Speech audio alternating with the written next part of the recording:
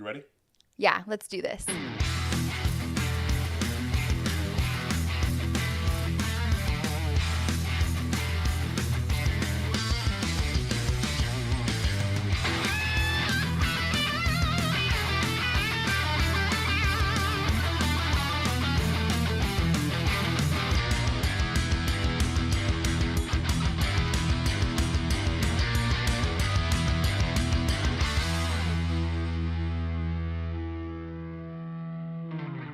Hey everybody, Brie Milani here with Sky Insurance Brokers on another episode of the Greatness Podcast, and I have been trying to track down this woman for some time to get her on here, so I'm really excited to have Benita Tadena and, we are allowed to say it right, her son and business partner, JL Oliveris, and they are with Cross Country Mortgage. Thanks for coming on, you guys.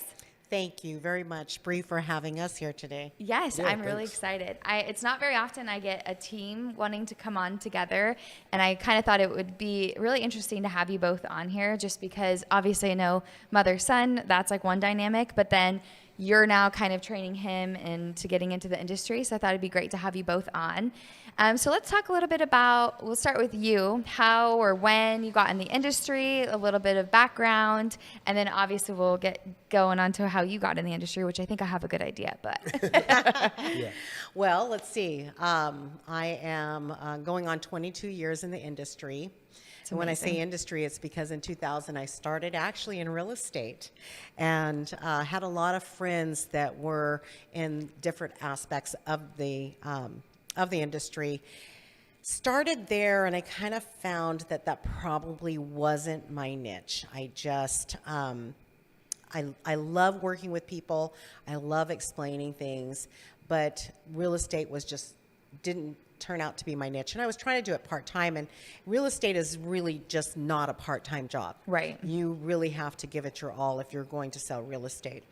So I talked to a few friends. I talked to a girlfriend that was in title and escrow, and then talked to a couple friends that were actually in lending at the time. And my girlfriend with title and escrow, she goes, if I were you, I'd get into doing loans. And I said, okay, well, let me continue these talks with another friend of mine. And he kind of put his hand out and pulled me up, and that's how I started. And that was back in 2001. Okay, Wow. so I did real estate for a short period of time and then got into lending, because back then we only had to have our broker's license, or not a broker's license, but our real estate license to actually do loans.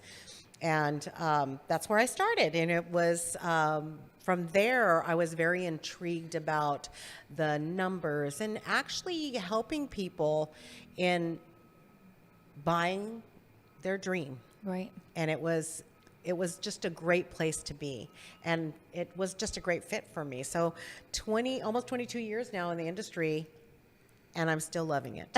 I was going to say either people grow to love it or grow to not love it. And they're like, why am I still in this industry? A lot of people I know say once you're in, it's hard to get out. But I feel similar to you. Is like I've been in it 9 years, and there's just something about it that you can't put your finger on it. It's just amazing. You help people achieve that dream of home ownership, which is obviously what we're all here to do. We all have one common goal, right? Yes, exactly. And for most part, it's just not the dream of their first home ownership. It's their dream for their dream home Right. eventually. To continue to get there. Yes, exactly. And building their wealth through real estate is something that I really love to talk to people about and love to talk to my clients about. Yeah, which is something that's not talked about enough, in my opinion. Yeah.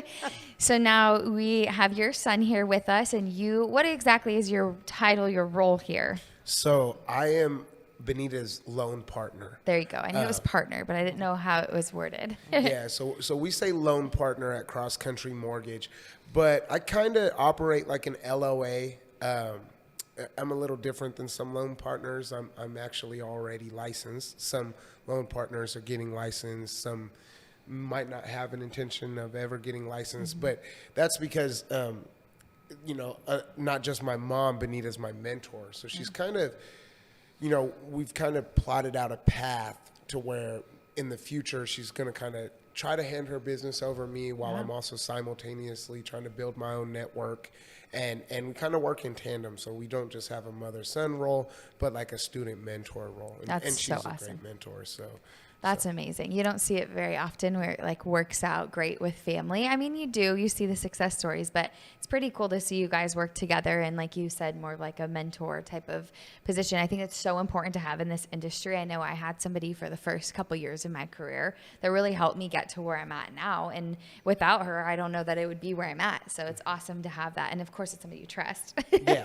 Now, what did you do before you got into this? So I'm like a jack of trades. I was coming out of my 20s, and I did a lot of things, and kind of just dabbled in some things, went deep in others. So mainly in my early 20s, I was doing music, which led me into marketing, because I was helping produce things at the music label I was with. Oh, wow. I learned how to use Photoshop and kind of got into the marketing aspect of you can't just make good music, you have to market it. Right. You have to put it out there.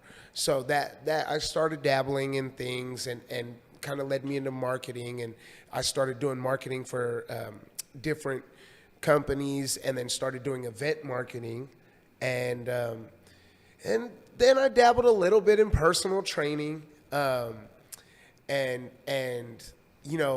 actually when I got into this is during the pandemic had happened, right. And the job I was at the time had shut down. Makes sense. For COVID protocols and stuff. I was actually doing factory manufacturers work at the time, and still dabbling in marketing even with that company.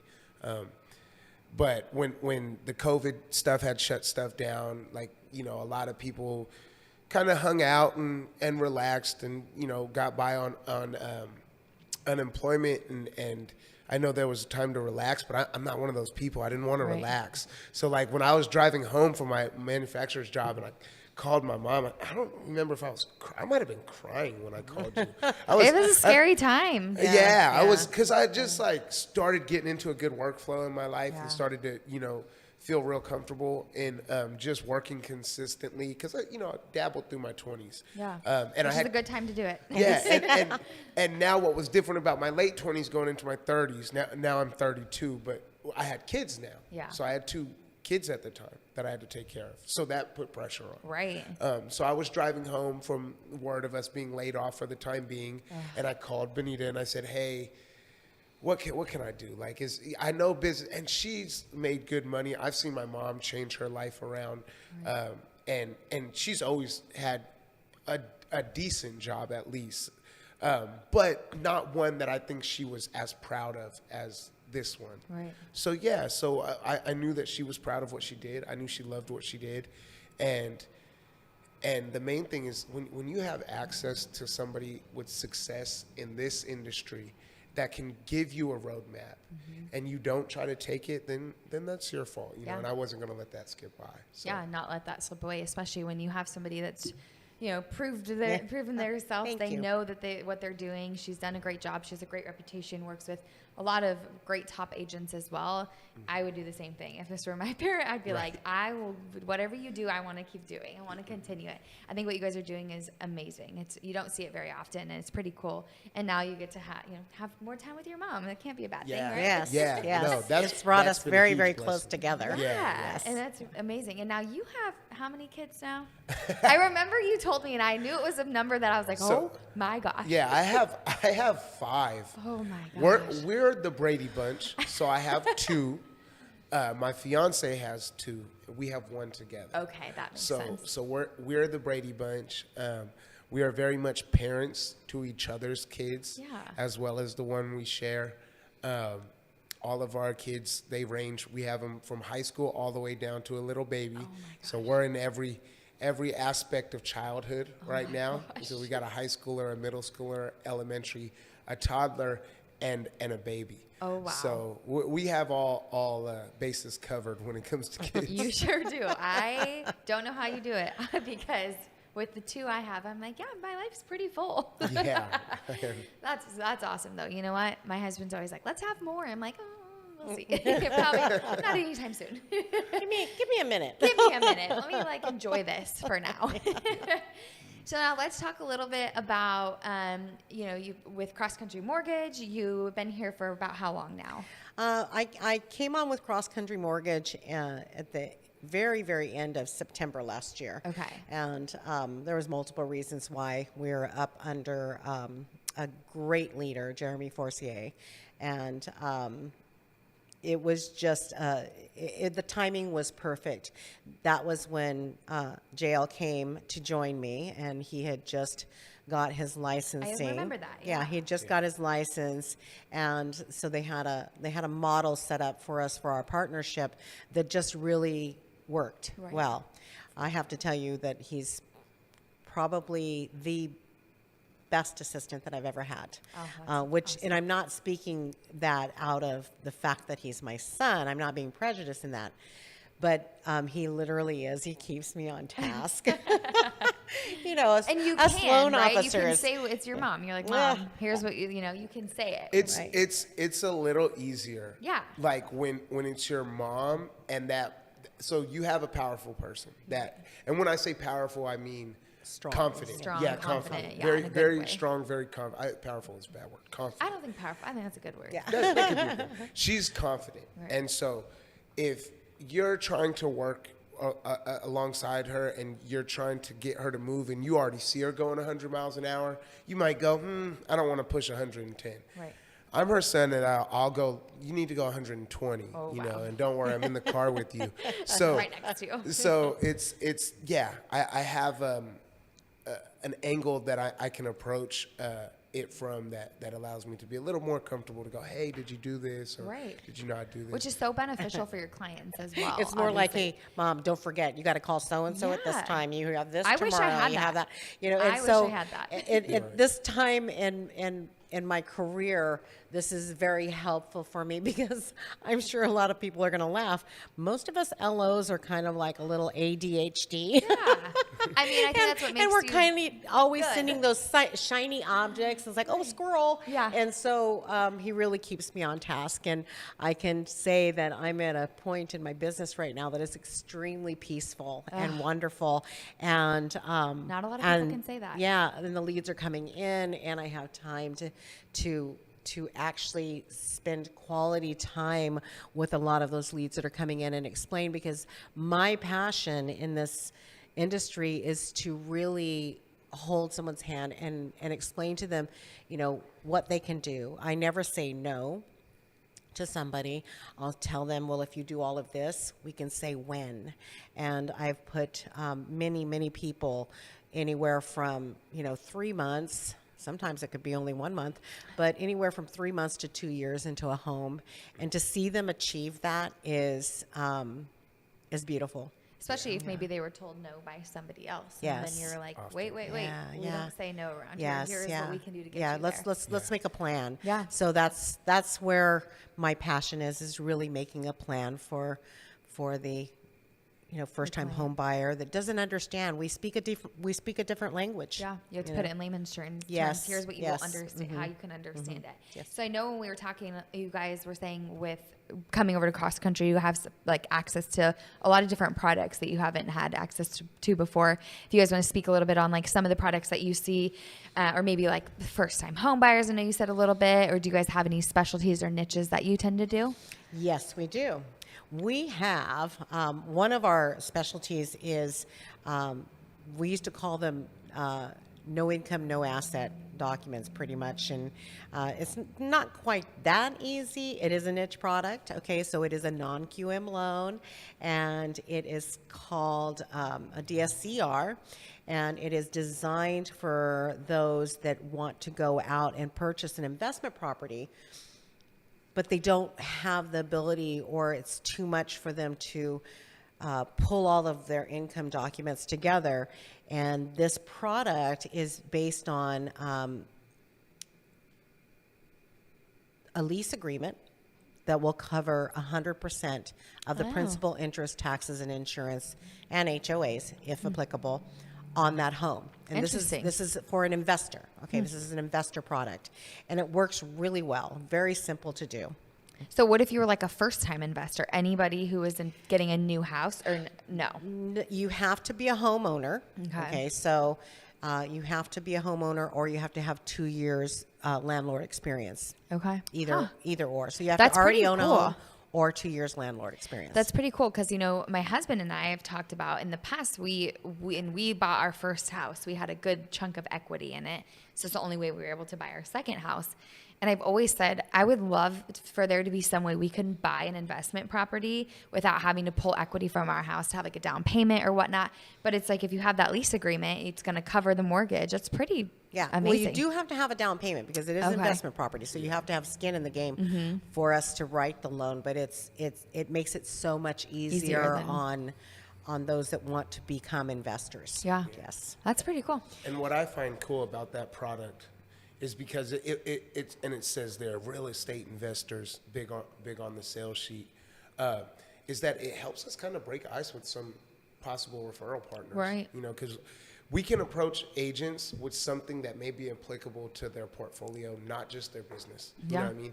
So, which is always cool. Like, you know, you walk up to an agent and you go, hey, I can offer you this. I can close the loan quick. Yeah, I got. Everyone says that. We all say the same thing. Right. But if we can add value to their actual portfolio and offer things and give them that background, then it helps us break the ice to maybe get into those other conversations or at least see how we fit together. That's why I really like that product. Whenever I'm trying to meet with new potential referral partners, new people, I like to bring that product because it's like, you know, like I said, a good icebreaker just to get the conversation started. It is true. And it's nice to have something that maybe not everybody else has because that is the hardest part in this industry. I always actually what I've learned and over the past few years of being now at Sky, they're like you don't always talk about speed or price because everyone can talk about speed and price.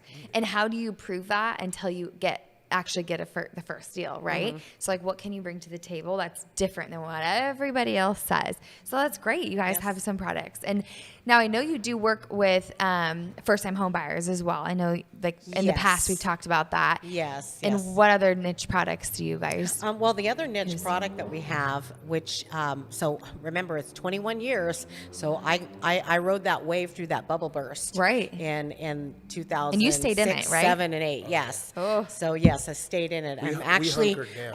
I remember when we all had to actually go out and get licensed, our NMLS licensing. When was that? And How long that in your was career were you? I want to say, was that in 2009? So about I when think? things were kind I of... think 2009, I think, is when so Dodd-Frank came about, and then we all had to get licensed. And there was a bunch of other things. So back in the day, we had a product, and they called it a bridge loan. And the product on the bridge loan was pretty cool because you could list your home, that you were selling, and you can have, like, we would set up the bridge loan, the equity line of credit, to bridge the gap for the down payment to the new home, and not include the bridge loan payment or the current house payment that you have on the market in your debt to income ratios. But with Dodd-Frank, things changed. And so you had to, with Dodd-Frank, on a qualified mortgage, you have to prove the ability to repay the mortgage. The client has to prove the ability to repay the mortgage. So the bridge loans kind of went away. I mean, they still said, oh, we have a bridge loan, but you had to count all of those payments in the debt to income ratios. And here at Cross Country, we actually have the first mortgage product, which is also the niche product. So you can use your current home equity line of credit. We can set a home equity line of credit up for you to bridge for the down payment on the new home if you don't have it. And then we don't include those two payments towards your debt to income ratio on the new housing payment. So it works really, really well. This is truly what we used to do back then, and it is a niche product. And now is that like for the case of like, if I wanted to sell my home today, or I found a house that I liked, I wanted to sell my home, but maybe like, the timing type of thing. So it kind of allows you to be able to do Make both a at once. Non-contingent Wow. offer. Which those contingent offers is what kills them. Yes, and that's exactly right. When you have a home to sell, that's what's taking them out of those offers that are being made, is because the seller doesn't want to wait for them to sell their home. And so this product allows them to do a non-contingent offer. Wow, that's Yes. amazing. That might be the first I've heard that. So you heard it here. You heard it here first. It is okay? cool because I do hear people say that. It's like, well, I don't want to sell my house and then wait for the right house to come on the market and then rent for, you know how expensive rent is these days, rent for all these times. And then I finally can. So a lot of people hold back from selling, even though, let's be honest, right now things are flying off the market. So it's like, okay, you could do that, but then you have to find that perfect house, and it doesn't always work out that way. So that's pretty amazing. I'm glad you shared it because now I'm like learning about these two products. We honestly don't normally, well, not normally. I've had people, but talk about different products because a lot of people I find don't always have niche products. So that's pretty awesome. Well, while we're talking about the market, let's talk about the market, what's going on now. I know it feels like every time I do this, it changes a little bit. So like the trend was last year, it's crazy, it's crazy, it's crazy. I can't even breathe. And then like for a month, it was like, it kind of slowed down. And then now I'm like, is it picking back up? So I want to get your guys' take on it. Obviously you're the experts, not me. So I'm just an outsider looking in. It's always going to be a crazy market in this industry, whether we're dealing with loans just coming at us left and right and out of the woodwork. That was the craziness people were dealing with. Or you're in a crazy market where you're trying to, balance the interest rate in your clients and trying to explain to them the intricacies of what the interest rate is and what it's driven off of. Right. And that one in itself. And of course, from lender to lender, they're going to be different. Here in our local market, we're definitely right there in the mix and very competitive where that's concerned.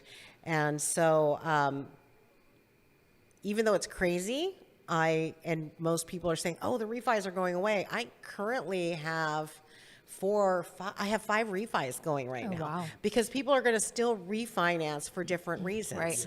Yeah. Okay, so everybody that I'm refinancing right now, I have refinanced in the past, actually 2020, and now they're looking at, hey, even though the money's the interest rate's going to be a little bit more expensive, real estate is probably the safest place for your money right now during an inflation. And I don't know how many people understand that or know that. And even, especially with our market, because we're still increasing in value. We don't have enough inventory for the amount of buyers that we have. So it's very safe to put your money back into your real estate. So I've still got those going. And the purchase business is, yes, we are there. We're competing neck and neck with all those multiple offers and still getting accepted offers. So I'm very thankful and very grateful for that. Yeah. So I guess what I would add, and Benita puts it very well, so this market is unusual. So like Benita just said, the prices are still going up, but rates are going up. And so right now we're having to task the issue of letting our clients know that, hey, this isn't the end of your equity building, but this is the end of the government keeping that rate low. And we're starting to see it climb a little bit, and nobody, you never know, right? Could What's go gonna down happen. tomorrow. You just never know. Yeah. You don't know. But there are market trends, and we try to pay attention to those. So we're in this market right now, and it's starting to become less competitive, than it was last summer, and we're trying to keep that business rocking and rolling. So we're calling people that, it's a little too competitive last summer, but maybe now's the time. You're like, right? no, imagine if you could have done it last summer. Right. Oh, there are many of those too. Yes. Yes. So, and that's what it is. Just the people who didn't want to compete, Right. now they're going to have to deal with the rate. But that's where just service comes in. You have to assure people, make sure they feel comfortable during, everything they're going to go through in the home buying process, because it is I always say it, the biggest purchase someone's going to make in their life, right? Right. Buying the house they're going to live in, build their equity. So yeah, we have to kind of adjust right now. It's not the normal rates go up and prices come down that we're used to seeing. I was actually in a meeting earlier with some agents that I work with, and actually another lender from another company who we all kind of shared notes and stuff. And he was saying, he's like, man, this is a weird market. Like the rates are going up, but the prices are staying up. And how are people going to look at that and want to buy? But you know, true professionals will make their clients, you know, feel comfortable and make them feel safe, hopefully, in investing in equity. Yeah, and I think one thing that I hear on repeat of, you know, we've been so used to rates being in the 2s and people saying, okay, even if they go to, let's just say the 5s, it's still so low, right? Yeah, It's like Definitely. compared. Yeah, definitely. Even when I got in the industry, they were in the 5s, like almost 10 years ago. And I remember, I'll never forget, I won't say his name, but I know I've mentioned it here on the podcast. He stood up at PCAR and rates were like 4.5%. This was probably 2 years ago. Does that sound right? Before COVID? Maybe it was 3 years ago. It might were have headed back to been. the I'm fours trying to before remember. COVID. It's It was so hard probably to like follow mid them to now. low 4s. And he's like, you need to get your clients in escrow because rates will never be lower. And they just who kept going down and down and down. I was one of those loan officers that kept saying, "There's no way that the rates can get lower." That's what he was saying. When we got into the low 3s, and I said, "This is impossible. They can't Right. just keep going low," and they just kept going Kept lower. going. Finally, I started telling my clients, "Well, you know, I'm not going to say that the rates are not going to get lower Yeah, I because don't have a crystal it keeps ball. proving me wrong." Right. And so I stopped saying that, and but I can tell you that no, even if the rates after the bubble burst in the 2008 time period, interest rates were like between 5 and 6%. Probably about 3 years later I got in, You're so. talking, I think you're talking maybe 2007, 2008, 2009, if my memory is correct.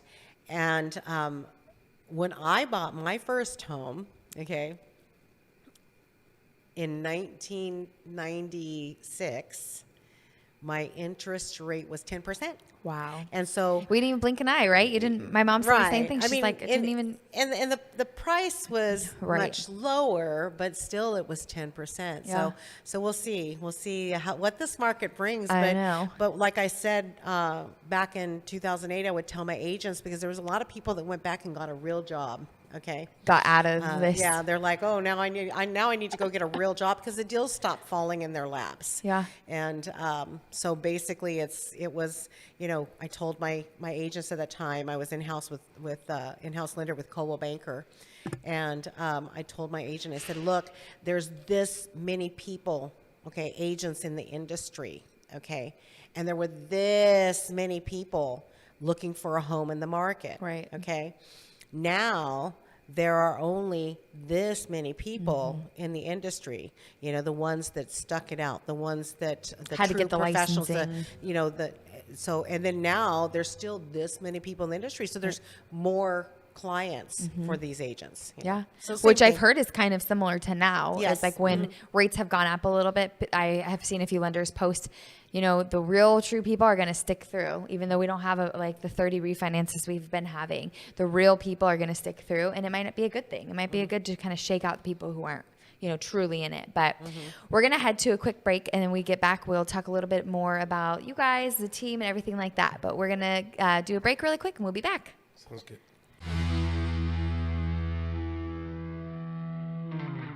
All right, we are back, and we were just talking a little bit while we were on break about, we're like, so what are some things that we wanted to chat about before we wrap up the show? And one thing that I love to ask, especially loan officers who have been in it for a while, like 20 plus years, you don't hear that very often. Most people like got out of it at some point, but you're like, nope, I stuck through. What's something like, and it's perfect that you have now somebody that you are mentoring here to kind of listen to, but what's something that if you knew 20 years ago that you know now would have like either changed it or you wish you would have known or listened to? That's a tough one. That's a There could be multiple. In hindsight, what would you do differently? Huh. And I've always had an attitude that I'm glad I didn't have a choice to do things differently. And the reason why I say that I is like that. because I love where I'm at right now. I really love where I'm at. I love the peace that I have in my heart. I love that I've been able to touch and change so many lives along the way. And you're not going to make 100% of the people happy. And so, yes, Yep. you've Amen had, to that. you know, I've had my share of incidents where you couldn't make a client happy no matter what you did. Right. And it's okay. But as far as what I would do differently, probably not a thing. I like that. Not what I was expecting. My dreams and my prayers have come true. I mean, they're coming to fruition now. My son has joined me in my business. My daughter does very, very well. I'm on 11 grandchildren ranging from 23 to 3 months. Oh. And wonderful husband. And I'm looking forward to this next 5 years where JL and I are going to be transitioning our team together. And I will slowly kind of step back. And I've always been very visible in the industry as far as women's council P-cars, and yep. you know, YPN, whether it's sponsoring or doing whatever I've done in this industry as far as marketing and branding the company that I'm working for me to step back and let JL kind of take that realm of it while he's building his business. And of course, always be there for my agents. I will Right. always be there for my agents. And I love working with my agents and being able to just give them that quality time that they deserve and give their clients that quality time. So probably wouldn't change a thing. I love that. That's a first. Nobody has ever said that before. That's awesome. And now we were talking a little bit while we were on break about what you had just said, you know, integrating you into this awesome industry, crazy industry. I thought you were going to ask me what I'd do 20 years ago. I'd say not sell all my Pokemon cards. Me too. No, I just sold mine on eBay. Right? Literally, It's my like- husband was like, "Let's look it up. $250." I was like, Yeah. "Thank you." I wish I would. That's my 20 years ago. I wish I would have Same. held on to my Pokemon. We're I'm almost 30, so we're the same age. But so what's some goals? Like, I know you're doing marketing, you're doing the events, you're doing kind of behind the scenes, but it sounds like your goal is to eventually be like a full-time loan officer, have all your own clients and of course help her clients and stuff. Yeah. So, yeah, the goals are, well, as far as my own success, yes. Then I want to become a loan officer. I maybe I even have a team one day. Yeah. Since I've got into it, I've had a lot of friends kind of see that I could do it, and it's kind of motivated them. You're like, go get your license. Yeah, so that's cool. Maybe branch management one day. Who knows?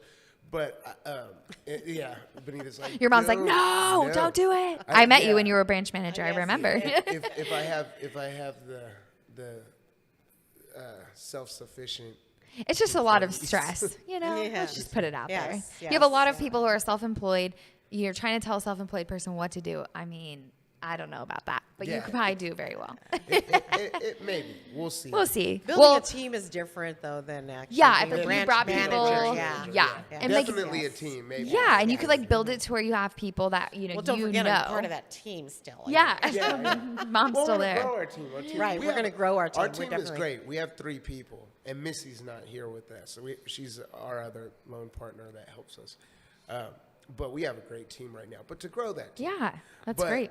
As far as like the goals that I really, really, really like want to achieve in this industry, I just want to help families get in homes. Yep, that's So, what it's like, all about, right? When Benita talks about some of these clients that, you know, she's been counseling for a year or 2 years, and then I see it come full circle, and you get somebody pre-approved, and you get them in a contract, and you know, squeak by all the rigmarole that comes Right. with it, and get that person qualified and into a home. I don't care about dollar amounts. I guess I care about units. The more families we help, the more families served, the better. And That's amazing. Yeah. and we're very faith-based, and our faith is that if we help people, then it'll come back to us. Always, yeah. And we've always been able to receive that blessing. So I think as long as we keep our hearts in the right places and truly try to help people, we'll be good. So that's my goal. I just want to help. I want to put a I lot of love people in that. homes. Yeah. What a way to end this. Like you both just like, well, I didn't think you were going to say that. So that is amazing. And what a cool thing. I do spin in the morning. And one of the gals that I love, she's an instructor and she always talks about that. Like, don't try to rewrite your past, just like accept it for what it is. Don't try to be any different. But if there's something you didn't like about it, you just do better, right? Yes, Do better. You move on. You move on, right? Yeah, you move on, and moving forward, you can do things different. Yeah. But I never learn go from back it. in hindsight because I just, You're in a Well, good spot. If you're happy where you're at, then you don't want to change where you've come from. Yeah. Right. And so that's because it could change where Where you're you're at. Your trajectory. Yeah. Amen to that. Well, thank you guys so much for coming on. We appreciate it. You were both amazing. I'm glad to have you both on. And yes, thank you for everybody who's listening. We appreciate it and have a great day. Thank you. Thank you, Bree.